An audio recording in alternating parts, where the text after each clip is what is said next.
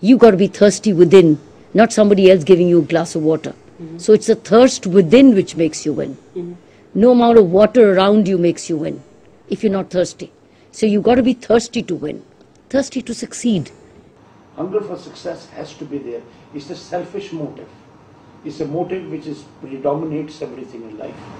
It preemanates from you. As long as the desire is not within you, whatever external environment and incentives you may create, they'll be all very short-lived. The passion has to come from within. That's why it's called having your passion within. The inspiration is always internal. Be excited to do things on your own and achieve things on your own, and you must have a tremendous sense of ownership. You may have got externally motivated, but that has to become internal inspiration. So you have to sleep with it. You have to get up with it. You have to walk it. You got to live it. You got to speak it. You write it. You got to do it. But nobody else tells you to do it. In fact, these doers don't need to be told ever. None of these doers have ever been told. They just do themselves. And that's why they become examples for others.